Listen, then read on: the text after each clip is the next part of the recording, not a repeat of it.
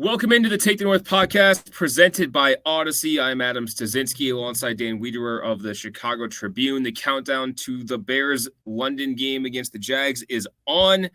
Dan, you are about 2 hours from heading over the pond? How close are we to takeoff here for yourself? Yeah, about 3.5 from takeoff. I'll probably head to the airport a little earlier today just to get through some of the international waves of the travel experience and just try to get myself situated in 18C, clear out some leg room, clear out some elbow room, and see if I can't fall asleep for a little bit. I stink, Adam, at falling asleep on airplanes, and so this could be a real challenge here as I make my trip over there.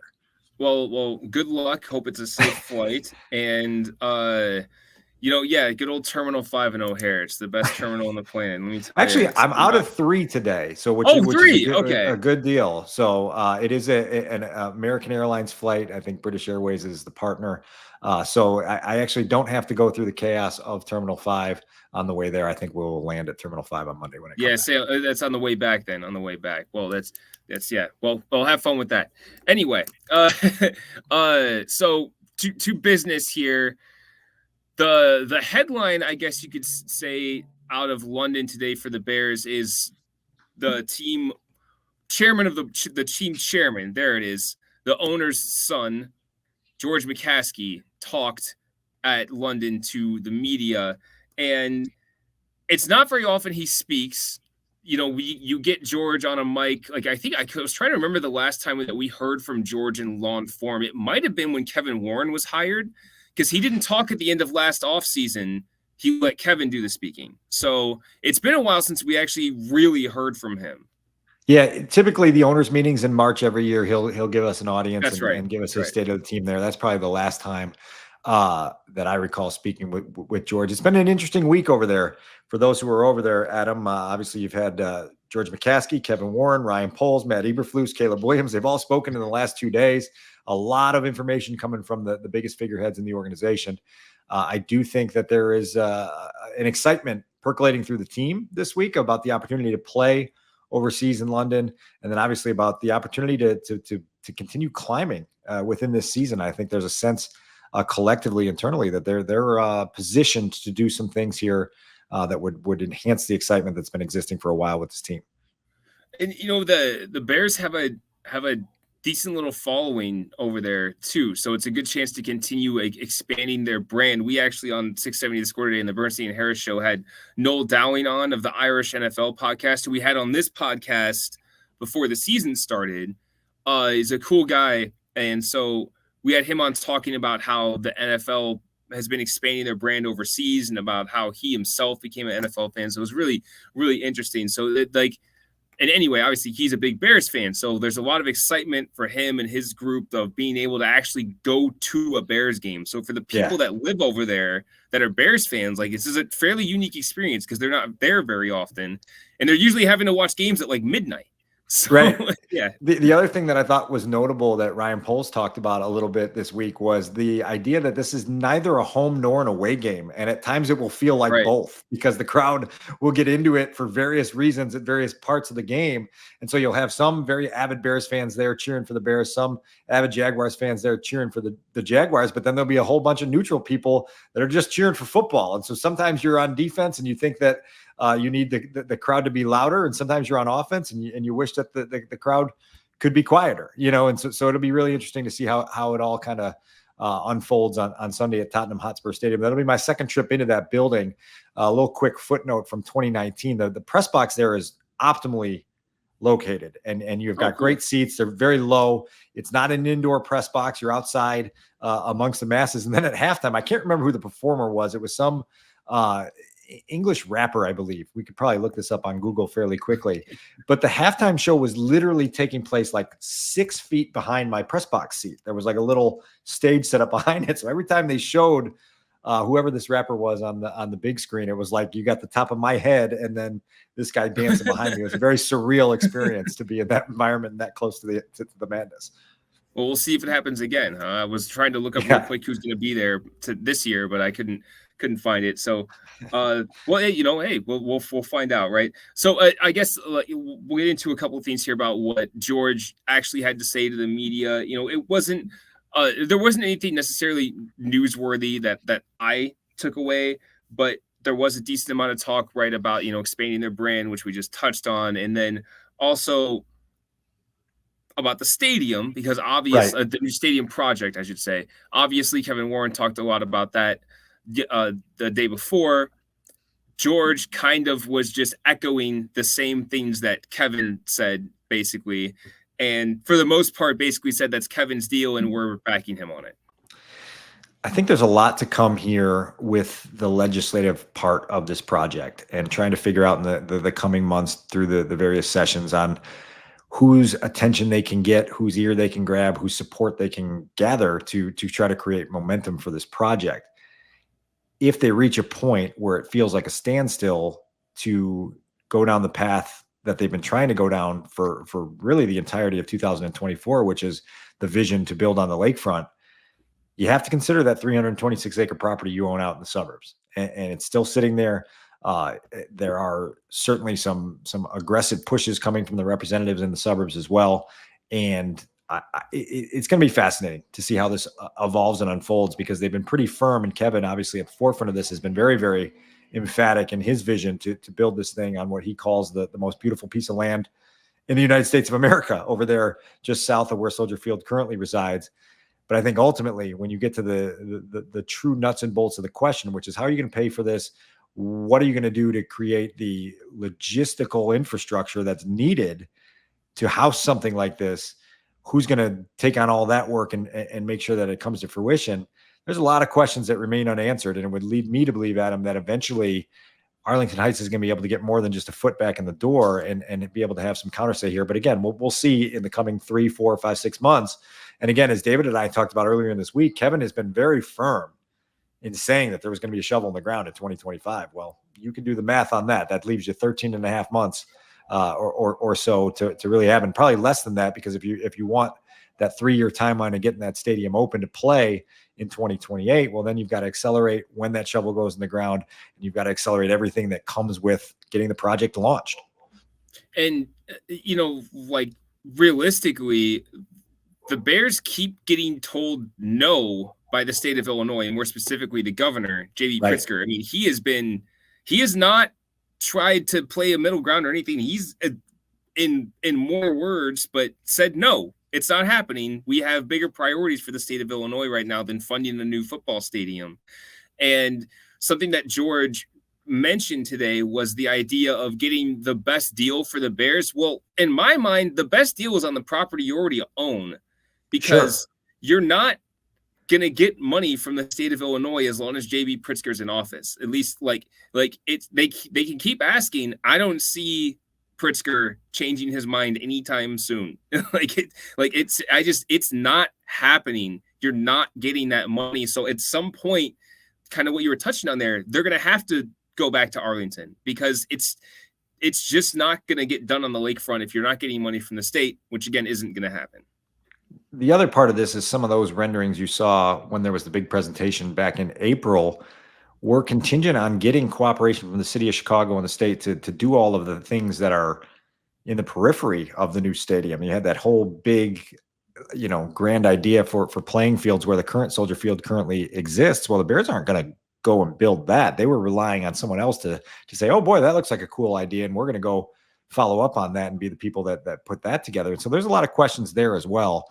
I still think for the amount of opportunity that exists on the size of the land in Arlington Heights and the potential to open up, revenue fire hydrants there, you would be wise to listen to every pitch that they come at you with. Now, listen, I understand that Kevin's a man driven by passion and driven by vision, and if he wants to see the city project and ambition through to the very last breath, then more power to him to give that a whirl. But it'll be fascinating to see where this goes. And obviously, I think what you heard from George today, Adam, is somebody that's put pretty firm trust and faith in the leadership that he hired when he brought Kevin Warren aboard to be the president and CEO. And that is, George has been pretty consistent on when they make a hire, they let those guys do their job, and they are fairly hands off. So he's going to let Kevin Warren do his job. The only other thing that I think we should at least mention that George talked about was he did confirm that, yes, back in 2020, the Bears were having conversations with Tom Brady to try to pursue him in free agency. Obviously that failed, but it is confirmed. I mean, Brady confirmed it already, but from the Bears perspective, like, yeah, this is the first time we've heard someone that was with the Bears confirm that, yes, they were talking to Tom Brady. You've heard me riff on this before, and I still think that there are layers to this story that are untold. I want Tom Brady to give us more detail on what the extent of the communication was, because George, for one, the first thing that caught my ear was he said, wow, that's pretty ancient history by now, and it is, it's 4 years ago, and the Bears have flipped the page, and Brady's flipped the page, and he's won a Super Bowl with Tampa since, and all the things that have gone on. And then the other thing, when he was asked, if Tom visited, I believe George's answer was something along the lines of, not that I'm aware of. And it's one of those things where it's like, it's like, yes or no. Like, you would think that the greatest quarterback of all time visiting Haugh, that the owner and team chairman of the Chicago Bears would know that visit occurred. Now, it was weird times in 2020. It was COVID and this and that, right, and everything else that existed. There weren't a lot of visits happening anywhere. But believe me, I've got some visions of casting some hooks to people that could help me fill in some of these gaps, because Brady's assertion that the Bears were very much alive in that conversation still comes as a surprise to me, because I'm very curious as to what it was that they were selling him on, given, as we've documented before, what they had to offer. But as George said, yes, there was interest, and then there were contingency plans. As we know, the contingency plans ended up being 4th round pick to Jacksonville for Nick Foles, and the rest is history, right?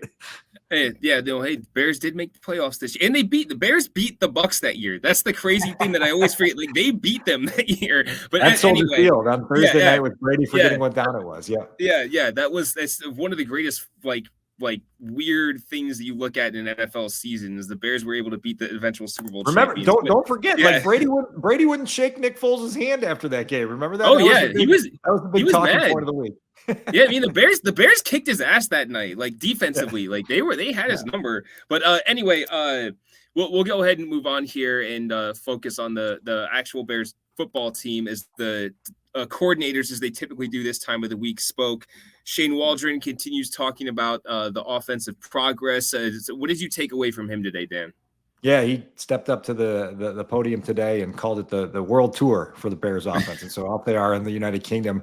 What I found most notable from Shane today was his just insight on seeking balance within the offense. And it's not strictly seeking a run-pass balance and trying to find an offense that can do both reliably, that will open things up. It's him, and to an extension, his quarterback being responsible for spreading the football around in ways that keeps everyone happy. And that can be hard to do, because you've got guys that are proven in this league: DJ Moore, Keenan Allen, DeAndre Swift. You've got Cole Kmet. You've got an up-and-comer in Rome Odunze. And everybody wants to see the football. And week by week, you don't often get 3 guys with an opportunity to have a big game. And so that's something they have to be cognizant of going forward. It felt like they were cognizant of it against the Panthers in week 5, and they understood that, look, like, we've got a player here in DJ Moore who's starting to get a little wound up with his lack of production through the first month of the season, and we better try to maybe get him the football a little bit here to get him unlocked. And they did so successfully. And so now you kind of go step by step, and you just it's a small thing, and it's not something you want to become fixated on, but it is something that you want to stay aware of, just in order to get those guys the requisite amount of touches and keep everyone involved and everybody in a positive mindset. So I think Shane's awareness of that is something that's going to be worth monitoring here as the Bears go forward. Right. And he did talk specifically today about, wanting to get Keenan Allen the ball more. And I'm curious, because I'm not going to necessarily predict this. Well, maybe I will when we get into our predictions, but we've seen in the last month, as the offense has gotten better, DJ Moore's had his good game. Rome Odunze had his good game against the Colts. DeAndre Swift has gotten going. Cole Kmet had his good game. So every time we've kind of focused in on a player that, hey, this guy hasn't really done much yet. Yeah. Hey, they all of a sudden have a good game. So maybe this is Keenan Allen, a couple weeks removed from the injury now. Maybe this is the week that he finally gets rolling. Yeah, well, so you would certainly expect him to see some targets and look like Caleb targeted him on the first pass of the game last week. And it might have been the case the week before as well against the Rams. And so there are opportunities there to get guys like that involved. And Ryan Poles talked on Wednesday about seeing Keenan run some routes against Carolina and feeling like, okay, there it is. There's the guy that we were watching on tape before we traded for him.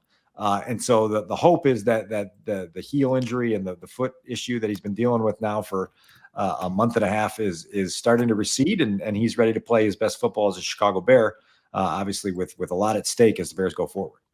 Right. And something else that I know Shane touched on was about Caleb's, I guess, continued progression and the way he's handled things at the line of scrimmage, which I know we've talked about a lot, but like just the fact that he's getting more comfortable in, what he's seeing and getting them into the right play. And I mean, look, like this is maybe something we haven't talked about a ton, just how much Caleb is dealing with as a rookie quarterback. Like he's been giving all the keys to this offense, and he is operating the offense in a way that you'll see veteran quarterbacks operate. And, especially when it comes to making checks at the line of scrimmage, changing the protection up front, getting them into the right play. Like it's the fact that he's made as much progress he's had, he has, considering how much has been asked of him, is fascinating. And then I know, though, that they've done things to help him get more comfortable with this, which is going no-huddle the last couple of weeks, which Shane Waldron didn't directly say they're going to keep doing, but he why would you not keep doing it as long as it's working, which it has the last couple of weeks. It's interesting because he asserted that it's kind of a week-by-week puzzle that you put together with that, and I think part of the incentive a week ago was understanding that the Panthers, without their two mainstay starting linebackers and Josie Jewell and Shaq Thompson. And so you felt like if you went no huddle, you'd force some younger, inexperienced guys to have to do some more communication and adjust on the fly and really put some strain and pressure on them. And then at the same time, you gave Caleb an opportunity, even when you weren't going hurry up, but you were going no huddle and you were getting the line, you gave him an opportunity to see everything with time on the play clock to where he can digest it, think through things, and then figure out what the decision looks like against the coverages that the Panthers were showing.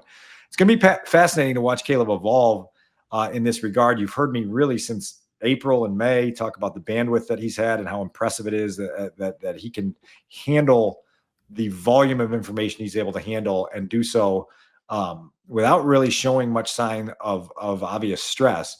I know we'll get into it after our prediction segment about kind of his ownership of the offense and his relationship with some of the veterans, because DJ Moore had a very notable adjective that he applied to Caleb during his press conference in London. But you are seeing a quarterback grow quickly, and I think it's going to be really well timed in a lot of ways for the Bears to come out of London and get the bye week, and for Caleb to just catch his breath in week 7 and just be able to go, okay, now let's reboot. And Matt Eberflus has talked several times about how not only the bye after 6 games, but then you have the way your schedule is structured into November. You get, coming out of Thanksgiving, you get kind of that mini bye. And so there's a really good kind of 6-week segment to the season that's going to give him an opportunity to catch his breath a couple times. I think this one will come at a good point, and it should come with a confidence surge and good momentum as well. Ideally, we'll get into that in a second in our predictions, but they are going to be facing a weak pass defense in the Jaguars. So one last thing I wanted to touch on for the coordinators, Eric Washington, the defensive coordinator, also talked today, and he spoke a little bit about Jaquan Brisker being out for this game and Elijah Hicks stepping in. And I was kind of curious when we first found out that Brisker was going to be out, who they were going to start opposite of Kevin Byard, because I figured that Jonathan Owens or Elijah Hicks were both worthy fill-ins. And it sounds like Elijah Hicks is the next man up. A lot to do, I think, because of his time in this system. Sure. And he made 6 starts a year ago, filled in for both Jaquan and Eddie Jackson when they had injury issues in 2023. And he's just been reliable, and so they feel really good with him back there.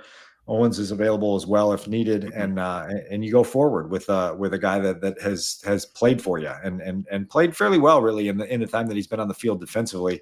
Been a pretty good special teams player for as long as he's been here, and so now it's another opportunity for Elijah Hicks to show some of the growth that he's made. And I wonder if the way that they're going to play scheme wise will be a little different, because we actually had a fascinating fact that I came across today, that the Bears, unlike a lot of the league, haven't been running a lot of two deep safety looks. It's been like 38% or something like that. They've been doing a lot more man free coverage kind of stuff, and that has, of course, I'm sure, a lot to do with the fact that their corners are pretty good across the board. But I wonder how much that'll change when you have Jaquan Brisker out, and maybe you're gonna go with a little more too deep. So I guess that'll remain to be seen. The good thing is, like, the deepest part of the Bears roster is their defensive backfield. So like you're fairly confident that Elijah Hicks is gonna come in and ideally, at the very least, not get you killed when he's on the field. No doubt. And you feel good about that. Eric Washington also spoke on Thursday and talked a lot about the progress that he's seen from both Gervon Dexter and Andrew Billings, who is two guys whose ability to rush the passer has shown up so far this season. I don't know that Andrew Billings has had an easier sack than the one he had last week, where they left him unblocked and he stampeded on Andy Dalton and absolutely smushed him into the Soldier Field grass. But he's been a big addition to this defense for the last 2 seasons, playing really well. And then to see Dexter kind of start to hit his stride, it gives you some teeth up front that we were all questioning going into the season. Could they find enough up front to create some of that pressure that helps the next 2 levels function? So far, so good. And in the next challenge comes Sunday in London. Gervon Dexter's my guy. Been on him since they drafted. That's my guy. So was he your pick for breakout player? I don't remember. Ooh, that's a good question. I think he might have been. I think he might. If he is, you might be tooting your own horn in middle of January when we do our review. All right, well, let's go ahead and get into our what to watch and predictions segment. All right, we know the opponent, Jaguars in London. It's going to be an 8:30 a.m. Chicago time kickoff, so set your alarms. Or if you are up getting ready to watch the marathon in Chicago like I will be, then you'll just perfect timing, really. Anyway, so things to watch here. Shane Waldron, offensive coordinator for the Bears, versus Ryan Nielsen and the Jaguars' extremely poor passing defense. 32nd ranked pass defense in the league. They're allowing an average of 327.8 passing yards, or I'm sorry, 287 passing yards per game. They've allowed 3 quarterbacks to go over 300 yards in their first 5 games. That's CJ Stroud, it's Tua Tagovailoa, and it's Joe Flacco. There's another quarterback on that list, Josh Allen, who had 247 yards and 4 touchdowns at halftime and was ahead 34-3 and barely played in the second half. So he would have easily gone over 300 if the Jaguars could have kept that game even a little bit closer. So it tells you what the Bears are working with here. There's going to be opportunities. Ryan Nielsen is a coordinator, is in his second season as a coordinator, first season in Jacksonville, who plays a lot of man coverage. That can be a real plus to a young quarterback who is looking to make it easy on himself and reading the field. If you know you're getting man, you know, how many times did Mitch Trubisky go to Detroit needing a confidence boost and play a Matt Patricia-led defense that played strictly man, and Trubisky had a big game, and you're like, there it is, he's back. You know, he broke out. You're going to get an opportunity here for Caleb Williams in this passing attack to have a big afternoon, because this Jaguars defense has not stopped anyone yet. They do have Trayvon Walker, number 1 pick a couple years ago. He's got 5 sacks and is going to be kind of the engine of that defense. But if you can neutralize him off the edge and create that clean, deep pocket that the Bears have talked about, Caleb should have stretches here, Sunday studs, where he's taking target practice. And remember, Ryan Nielsen brought his Falcons defense to Soldier Field on New Year's Eve last season, and Justin Fields and the Bears rolled up like 430 yards of offense and 37 points and blew the Falcons out of the building. So that's what you're looking at here. That is the opportunity of all opportunities. And Shane Waldron, I would imagine, has been in the lab this week trying to find the obvious vulnerabilities in this Jaguars pass defense to exploit. And if Caleb can stay in the rhythm that he was in against the Panthers, you're talking about a real potential for a confident springboard. I will never, ever understand stubborn defensive coordinators that run their scheme. We're going to run man because we run man. Well, you don't have the guys to run man coverage. Right. You just don't. Like, if you're covering Keenan Allen, Rome Odunze, and DJ Moore with strictly man coverage, at least one of them is going to get open on every play. Like, you might win two out of 3, but at least one of them is going to be open for sure. 2 more notable numbers for you on this standpoint. Number 1, the Jaguars have not had an interception yet this season. So if you talk about a quarterback that has been trying to find the balance of when to take shots and when to take care of the football, well, this probably gives you an opportunity to do both, right? Because the Jaguars have not taken it away through the air yet this season. And that's a stunning number to believe. And opposing quarterbacks so far through the first 5 games have a passer rating of 111.7 against the Jags.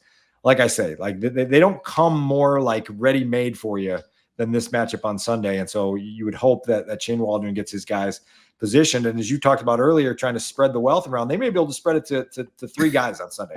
And we will be here on Sunday night on our post-game pod talking about the number of big days that were had by Bears playmakers. That would be a lovely scenario. So next up here, we have a pair of number 1 overall picks facing off in this one, Dan. Caleb Williams, the number 1 pick this year.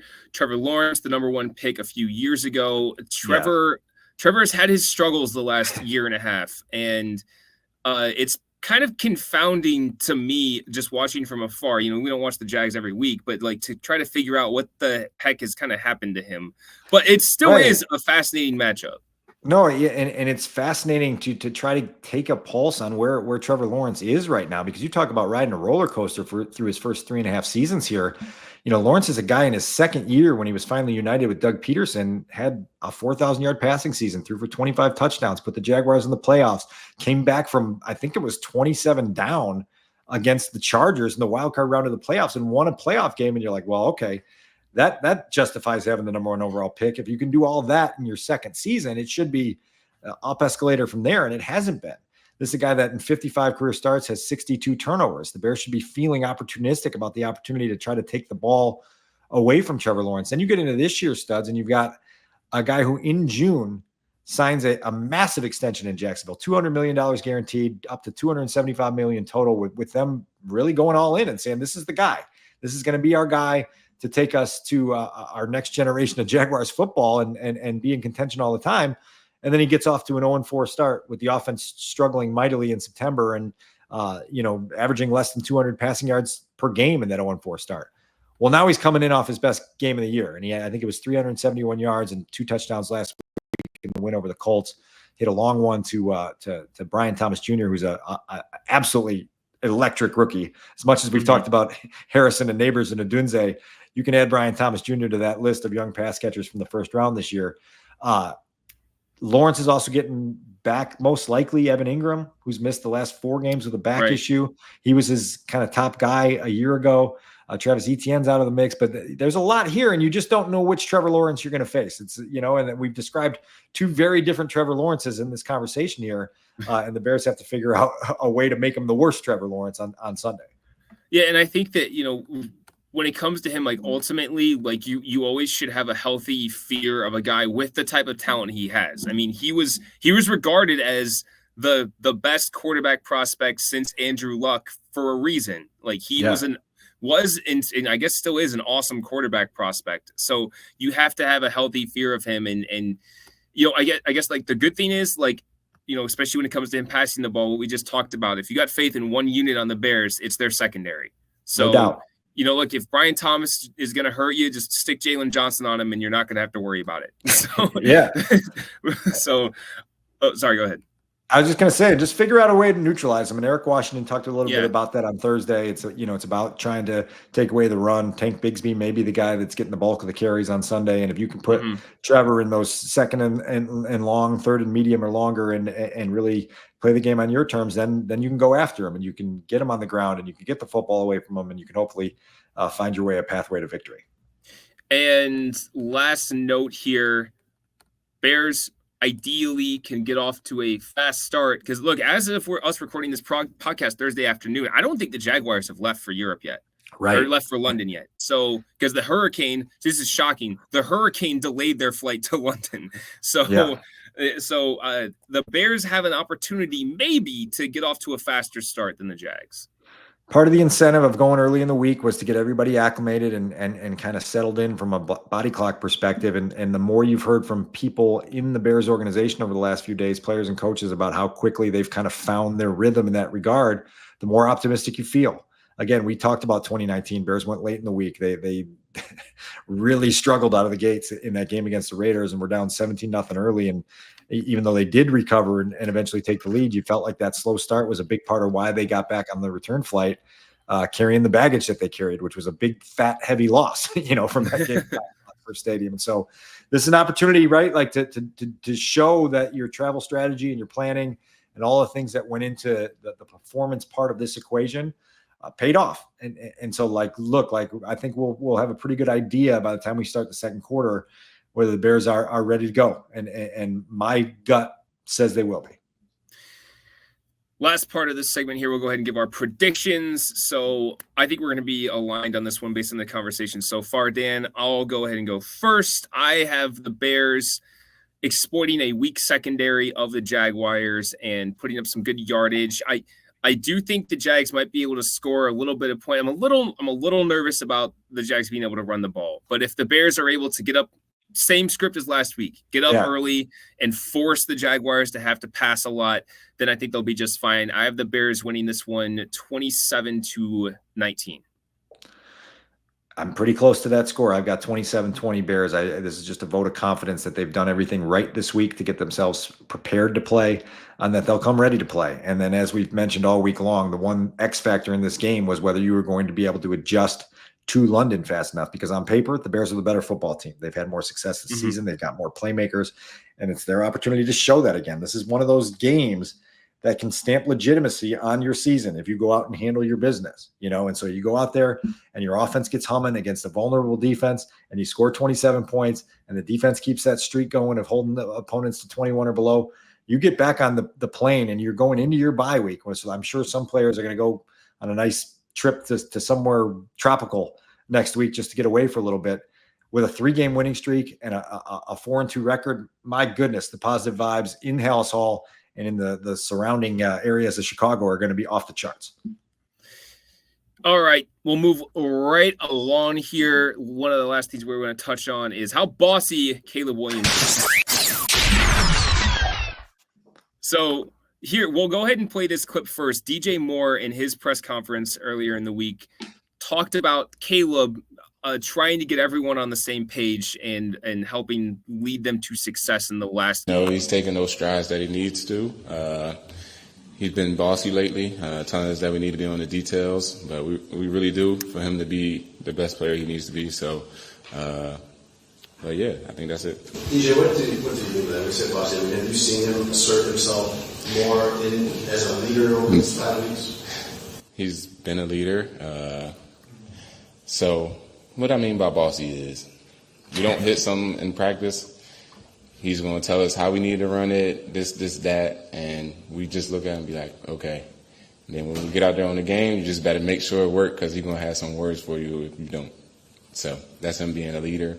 He's a little bossy, just a little bro. So that's what you want. I mean, he's younger than I guess. That's what you want to see. Yeah, you do want to see that. Like I said, he's like little bro. So you like looking at him like, dude, don't be talking to me like that. But it's but I understand because we need to really connect on that. And that's what we did this past week. So I took his advice. I listened. You know what I'm saying? Older bro had to take a back seat for a second.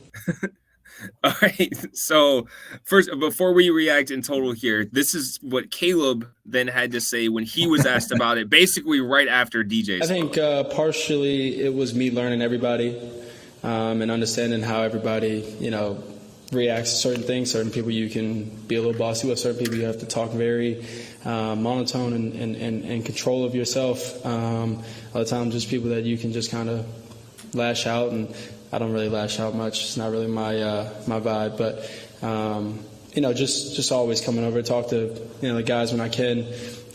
Growing up a little bit, understanding that even when I'm frustrated about maybe it was a drive, a play that we had that we may have messed up, or just whatever the case may have been. Understanding that there's another drive coming.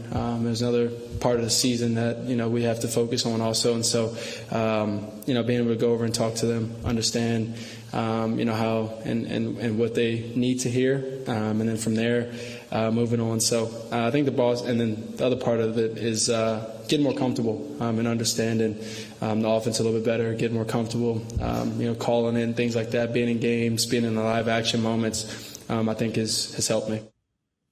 All right. So first of all, I love this. But second of all, I like that DJ Moore is being funny and calling him bossy, but also getting across like it's a good thing that he's being more assertive. And then Caleb continues to show just a ton of maturity in realizing that everybody reacts differently to different forms of criticism. And some guys, you got to be bossy with. And maybe he discovered that, hey, DJ, do this. And not, so I think it's a really good thing to hear coming out of this week. Or maybe he's discovered that DJ doesn't quite respond as well to the very direct forward stuff, and he's learned to channel his emotions accordingly in that regard as well. I think there's a couple things here. Number one, DJ Moore to me is like now made for PFT, made for aggregation press conference every week, because he's going to give you something that can be interpreted in like 25 different ways, right? And then people can go do their debate shows and talk about what it means and what it signifies. And so that's been fascinating to watch. Caleb, I think if you listen closely enough to all the things he said there, I think right after that was said, he said, "Bossy, that sounds a little sassy," which was a notable line coming back at that. But I do think that for as much as we praise Caleb for his maturity, and justifiably so, I think he's acknowledging that he does have some maturation to do early on in his rookie year. And it comes to what you speak of there is just like, okay, when I'm feeling frustrated, how do I get myself back to center to communicate my message in a way that resonates, and when I'm talking to player X, I've got to press these buttons. And when I'm talking to player Z, I've got to press these buttons, and learning all the guys on the team in a way where you got to go, okay, I can't treat everybody the exact same. And I can't necessarily come breathing fire at everybody. I've got to find ways for my tone to resonate with the person that I'm speaking with. And so it's going to be really interesting to watch that play out. There's obviously great vibes right now between Caleb and DJ based on what they did against Carolina. You connect 5 times, I think it was, for 105 yards, 2 touchdowns. Everyone's going to feel really good about that. But that's coming off of September where they were disconnected on a lot of plays down the field, and we were microanalyzing DJ Moore's body language. And so as this season plays out, older brother is going to have to acclimate to younger brother, and younger brother is going to have to, communicate to older brother in a way that's productive for everybody involved. And I do think that is a work in progress for everybody. I'm thrilled to be covering a team like this that feels open in this way, to be able to, on a weekly basis, give us some behind the curtain looks on how they're feeling, how they're reacting, how they're responding. That's certainly the case in this exchange this week in London with little bro and big bro and bossy and, and the guy who's bossing around. Well, hopefully it continues to bear fruit and lots of yardage and touchdowns. The last thing we'll touch on, the injury report this week for the Bears. We already talked about Jaquan Brisker is going to be out. Kyler Gordon was limited for a practice and now was full on Thursday, so it looks like he's going to be okay. Tevin Jenkins, though, went from limited to did not practice with his ankle injury. So that is the one thing I think we're keeping an eye on still going into Sunday is will the left guard be Bill Murray or Tevin Jenkins? Or Matt Pryor. And how do you play those pieces around in a way that works best for you? It's going to be interesting to keep an eye on that. We obviously know Brisker didn't make the trip. But other than that, the Bears are pretty healthy on the first line of their starting depth chart. They've been pretty fortunate through the first 5 games of the season so far. Hopefully they can get on that plane back from London on Sunday night and feel like they're in a pretty good space health-wise. And then as we talked about with our predictions, they're obviously going to score 27 points, and then the Jaguars are either going to score 19 or 20. It's going to be a missed extra point that'll give him 19. That's what's going to happen. All right, we got to wrap up so that Dan can get to O'Hare and get on his flight to London. Thanks so much for listening to the Take the North podcast presented by Odyssey. Continue to download, listen, and subscribe as we move along here, and we will talk to you Sunday afternoon sometime after the Bears play in London. Great talk. See you out there.